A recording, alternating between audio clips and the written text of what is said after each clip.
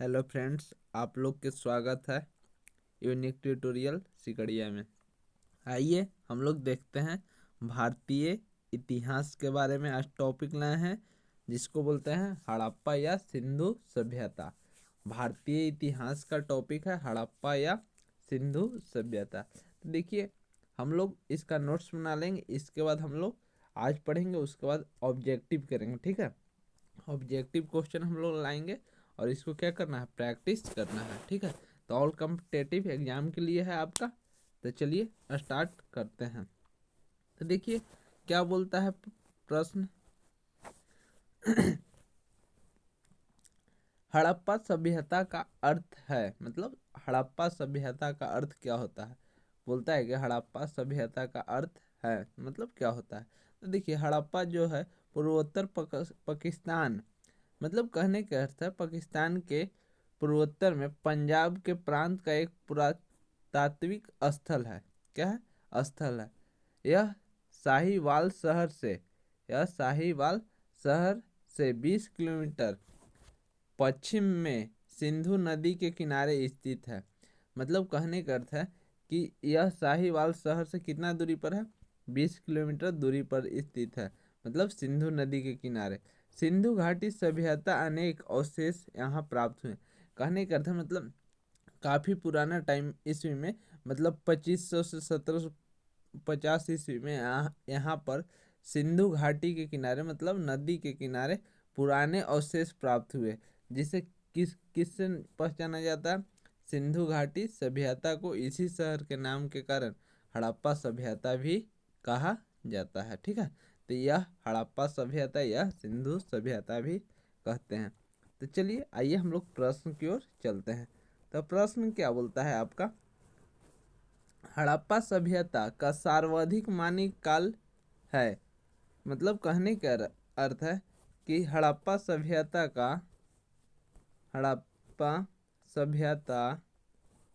हड़प्पा या सिंधु सभ्यता का सर्वाधिक मान्य काल है। मतलब कितना वर्ष से लेके कितना ईसा पूर्व, तब कितना हो जाएगा, 2500 ईसा पूर्व से लेकर 1750 ईसा पूर्व तक क्या था, सर्वाधिक मान्य काल था, मतलब हड़प्पा सभ्यता का। ठीक है, हड़प्पा सभ्यता किस सभ्यता के समकालीन नहीं था। मतलब तो कहने का अर्थ है कि किस सभ्यता के मतलब समकालीन मतलब नहीं था हड़प्पा और सिंधु सभ्यता। तब बोलेंगे ग्रीक सभ्यता के समकालीन में नहीं था। ठीक है, याद रखिएगा, ग्रीक सभ्यता में क्या था, समकालीन मतलब नहीं था। याद, यहाँ पर स्टार पॉइंट बना लीजिएगा।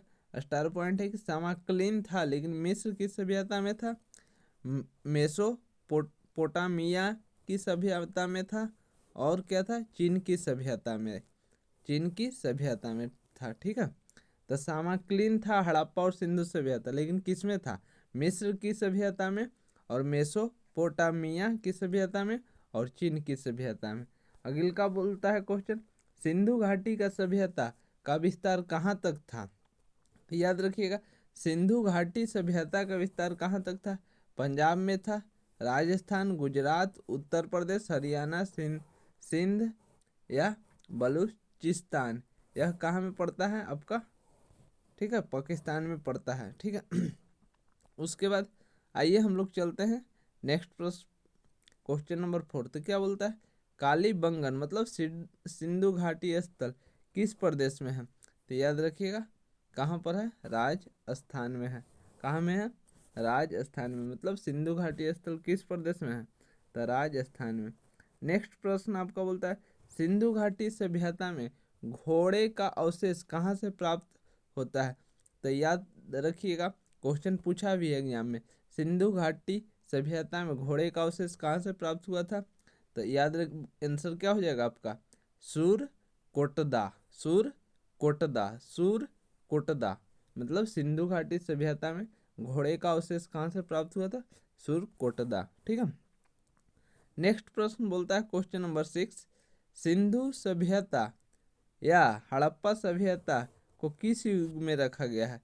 तो याद रखिए कांस्य युग में। कौन सा युग में, कांस्य युग में। ठीक है, सिंधु सभ्यता किस युग में रखा गया है, तो कांस्य युग में। चलिए आइए हम लोग देखते हैं क्वेश्चन नंबर 7, हड़प्पा सभ्यता के निवासी थे। तो कहाँ के निवासी थे हड़प्पा सभ्यता? शहरी थे। कहाँ के थे? शहरी। क्वेश्चन नंबर 8 की ओर चलते हैं। तो क्वेश्चन नंबर 8 बोलता है आपका, हड़प्पा सभ्यता या सिंधु सभ्यता के लोगों का मुख्य व्यवसाय कौन सा था? मतलब कौन सा काम था? तो व्यापारी करना था, मतलब व्यापार था सिंधु सभ्यता के। तो आपसे क्वेश्चन पूछेगा कि हड़प्पा सभ्यता के मुख्य व्यवसाय कौन सा था? तो व्यापार। याद रखिएगा कौन सा व्यवसाय, ठीक है, उस मतलब व्यापार था। ठीक है, आइए क्वेश्चन नंबर 9 पर चलते हैं। बोलता है क्या, हड़प्पा काल की मुद्राओं के निर्माण में मुख्य रूप से किस पदार्थों का उपयोग किया जाता था? मतलब हड़प्पा काल में मुद्राओं के निर्माण के लिए किसका? तो सेल खड़ी का। किसका? सेल खड़ी का। हड़प्पा काल में किसका? सेल खड़ी का मुद्रा में बनाने के लिए उपयोग किया जाता था। ठीक है, उसके बाद किस वस्तु के उत्पादन में मतलब हड़प्पा वासी सर्वप्रथम थे? मतलब किस क्षेत्र में, मतलब कार्य करने में, क्या उत्पादन करने में सर्वप्रथम रहे? तो कपास की खेती करने में क्या थे? सर्वप्रथम थे। सिंधु सभ्यता में घर बनाने में किसका उपयोग किया जाता था? ईंटों का उपयोग कर घर बनाए जाते थे। यहाँ पर देखिए ज़्यादातर लड़कन लोग क्या कर देते हैं? पत्थर मार देते हैं, पहाड़ मार देते हैं। तो याद रखिएगा सिंधु सभ्यता में घर बनाने किसका उपयोग किया जाता था? ईंटों का।